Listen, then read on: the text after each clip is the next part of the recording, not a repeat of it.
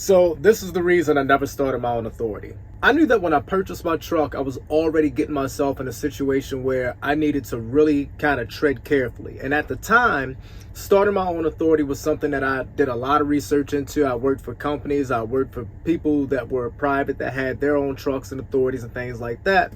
And I kind of was gauging the market to kind of see how things were. One of the most common things that people had told me back then that had experience with their own authority was the struggle that they actually went through to get there. This struggle mainly focused on obtaining freight. The trouble with it was this: a lot of shippers, brokers, and agents were looking at authority holders to see what the age of their authority was. So they were trying to see how old or how long their authority had been established, what kind of insurance they were running, what kind of freight they ran, the history of that authority, so to speak. Did they have any CSA points? Did they have any occurrences, any violations? I mean, they were really digging into a lot of that information. Not to mention, my CDL record was, squeaky clean. I didn't have any issues or problems or anything like that, but the amount of digging and investigating that these guys did led me to believe that they were looking for something more. So what I ended up saying was, well, if I start my own authority now, I barely have the experience to do it. I am probably not going to have the best luck with getting a lot of freight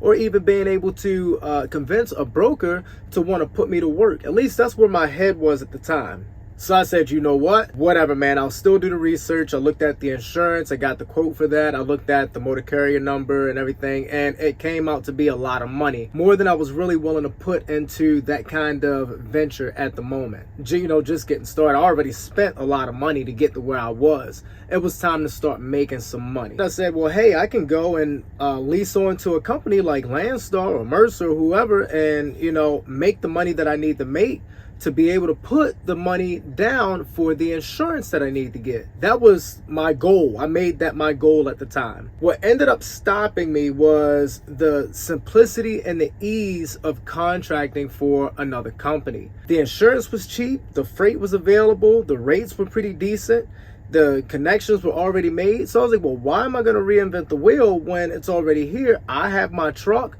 I'm running my truck, nobody's telling me how to run my truck.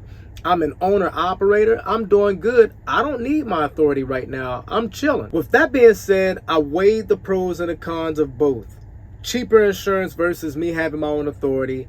And, I can go at any point in time and figure out where I want to get freight from, which is fine. It just didn't really seem feasible at the moment. So I tabled obtaining my own authority.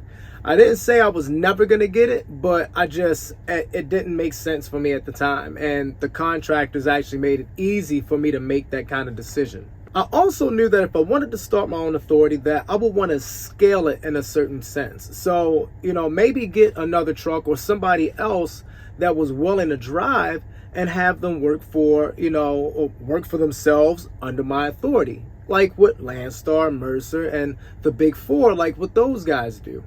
And it was very possible.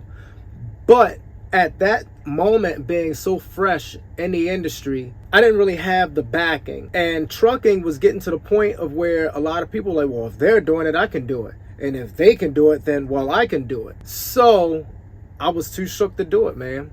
I was too afraid to say, hey, you know what? Hey, come on over here with me. I'll do it. Instead of taking that chance and taking that opportunity to establish my authority and get people to actually come and run their business, I had no plans of telling people what to do or how to run, how to drive, and all of that. As long as they made sure the bills were paid, I didn't care, right? Because that helps me, that helps them, it helps everybody in a sense. That's the reason I never started my own authority.